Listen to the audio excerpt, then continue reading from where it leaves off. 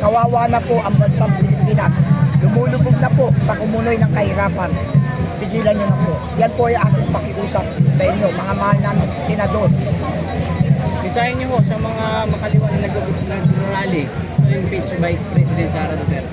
Sa mga makakaliwa na nagrarally para ma-impeach ang aming mahal na VP Sara Duterte, wala naman po kayong tunay na ipinaglalaban. Kaya tigilan nyo na rin po yan dahil kayo yung mga nababayaran lamang. Wala naman kayong tunay na esensya ng paikipaglaban.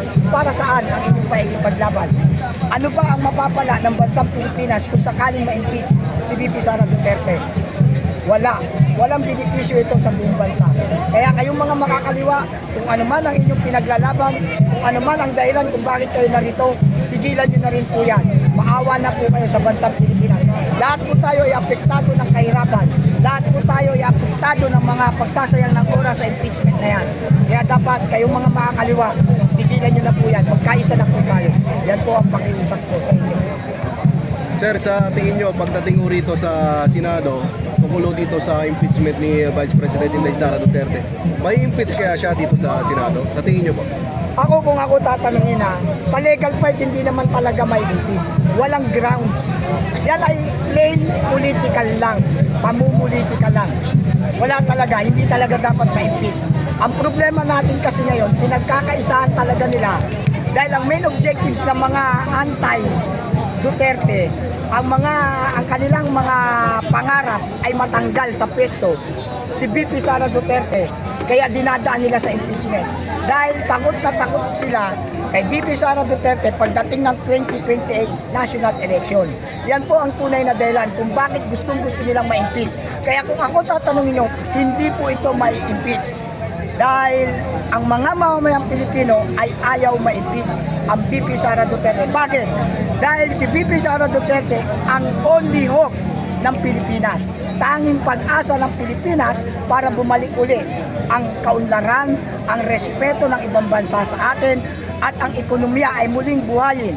Dahil ang tunay na may malasakit at pagmamahal sa ating bansa ay only Duterte. Kaya si VP Sara Duterte, that is next president, our future president, Sara Duterte. Sir, may mga umuugong na balita tungkol dito sa palitan na naman ng Senate President.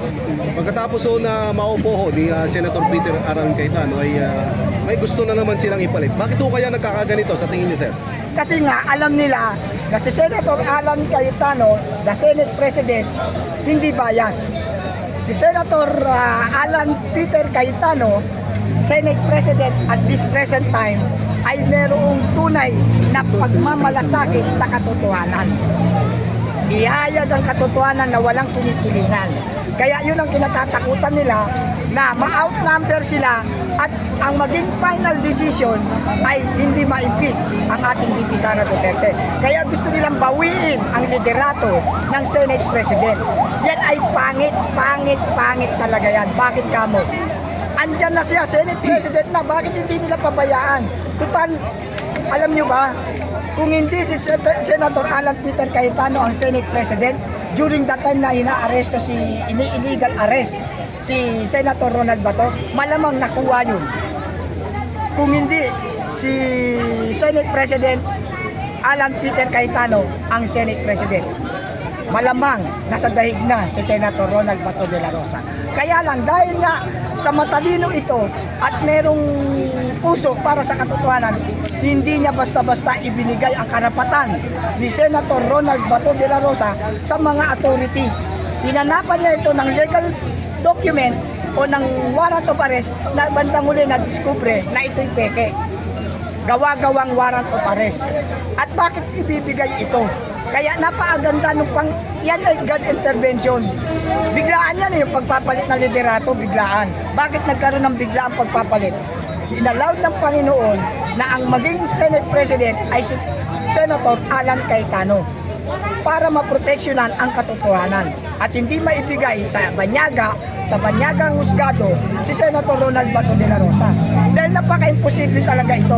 Ito yung isang malaking bendalo. Bakit ko nasabi? Ano ang basehan para siya hulihin? Wala namang wala namang ginawang crimes o meron mang sinasabing crimes pero meron ba nakasampang kaso sa local court natin? Wala. Functional po, functional and operational ang ating judicial system. Malaking insulto nga ito sa ating mga hukom, sa ating mga judges, sa ating mga abogado. Kasi pinangunahan nila, kahit walang dokumento, gusto nilang kunin ang isang Filipino citizen para dalhin sa foreign country. Saan ka nakakita ang gano'n na wala namang kaso sa korte natin? Tama, sir. At hindi na po tayo miyembro ng ICC. Hindi na po tayo miyembro ng ICC. Kaya wala nang karapatan ng ICC na huliin ang ating senator. Isipin nyo, senator ito halal ng mamamayan. Hindi ba sila nahihiya na ang isang halal ng mamamayan na senador ay huhuliin at dadalhin sa banyagang korte? Malaking paglabag po yan sa konstitusyon ng ating Pilipinas, sa rules of court ng ating bansang Pilipinas. Meron po tayong sariling soberenya na dapat nating ingatan. At kung sakali mang nadala si Senator Ronald Bato de la Rosa sa dahig, ito po'y magiging habitual system na po. Paulit-ulit na nilang gagawin. Dahil nagtagumpay sila sa pangalawang beses kung sakali. Kaya hindi po dapat talagang maulit ito. Tama na yung nakidnap na nila si Tatay Digong. Tama na po yun. Andun na si Tatay Digong nagdurusang mag-isa. Dahil nagsakripisyo siya, ibinigay niya ang kanyang kalayaan. At siya, para maiwasan ang gulo, sumama na lang si Pangulong Duterte sa dahig. Pero enough is enough. Tama na po yun. Hindi na po pwedeng masundan.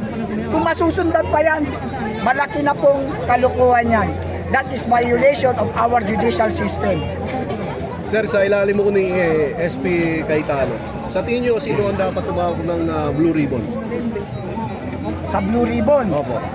Walang iba yan kundi si Senator Rodante Marcoleta. Bakit to, sir? May personal knowledge siya sa flood control project eh. Siya ang unang nag-imbestiga ng ghost project ng flood control DPWH. Si Senator Marcoleta, Rodante Marcoleta. Ang problema, nung marami nang nadidiscover, lumilitaw na ang mga pangalan ng mga involved dito, bigla nilang tinanggal, pinalitan nila. At ang pinalit nila, si Senator Lacson. Dahil kapanalig. Politika po kasi ito, hindi naman po ito usapin ng katotohanan lang eh. Ito ginagawa nila pamumulitika. Hindi po ito benepisyo sa mga mamamayang Pilipino. Tingnan nyo yung mga kapulisan, no? Damay-damay na kami rito, basang-basa kami sa ulan dahil sa usapin na ito. Kaya dapat tigilan na nila yung impeachment na yan. Ngayon, dahil si Senator Alan Peter Cayetano na ang Senate President, dapat palitan na rin ang Blue Ribbon na hahawak nito. At walang iba sana, ibalik nila si Senator Rodante Marcoleta dahil may personal knowledge siya regarding this investigation. Dahil ito yung hawak natin ni Senator Marcoleta, ibalik sa kanya para magkaroon ng maayos na labanan. At saka dapat tigilan na yung pamumulitika. Ilabas nila ang katotohanan ayon at base sa ebidensya. Anong mensahe niyo, sir, kay Trillanes? Siya yung nagdala ng warrant of arrest sa loob ng Senado. Trillanes. Trillanes. Yan kay Trillanes, ano yan eh, asong ulol yan eh. Sa totoo lang si Trillanes, hindi naman credible si Trillanes na lumutang dyan. Ano ang katungkulan ni Trillanes ngayon? Wala namang katungkulan si Trillanes ngayon, di ba? He is a private citizen. Bakit siya nasa loob ng Senado? Bakit siya mayawak ng warrant of arrest? Ano ang authority ni Trillanes para magkaroon ng warrant of arrest? Ano ang authority ni Trillanes para makapasok sa loob ng Senado? Samantalang tayo bago pumasok ng Senado, may appointment. Tapos sila bigla na lang papasok. Di ba? Yan ay malaking paglabag na agad dyan sa konstitusyon ng ating bansa. Ang usapin na ito, hindi usapin ng basta politika eh. Usapin na ito na soberenya ng Pilipinas. Pinagtatawanan na tayo ng ibang bansa dahil sa sobrang pamumulitika, lugmok ang ekonomiya ng bansang Pilipinas. So yung masasabi niyo, reaksyon niyo sa ginawa nila kay Senator Bato, yung paghabol ng NBI kay Senator Bato sa hagdan para mahuli nila. Ano pong komento niyo doon? Ang komento ko dyan, kung tutusin, maling-mali ang ginawa ng NBI dyan eh. Bakit nila hahabulin? Kung legal ang kanilang panghuli, hindi dapat nila hinahabol yan. Kaya tumatakbo si Senator Bato de la Rosa, hindi siya natatakot. inililigtas na lamang ang kanyang kalayaan dahil alam niya ang mangyayari sa kanya ay kidnapping na naman. Hindi po legal ang ginawang panguhuli kay Senator Ronald Bato de la Rosa. Kaya kung tumatakbo man siya, karapatan niya pong ipagtanggol ang kanyang kalayaan. Ano kaya?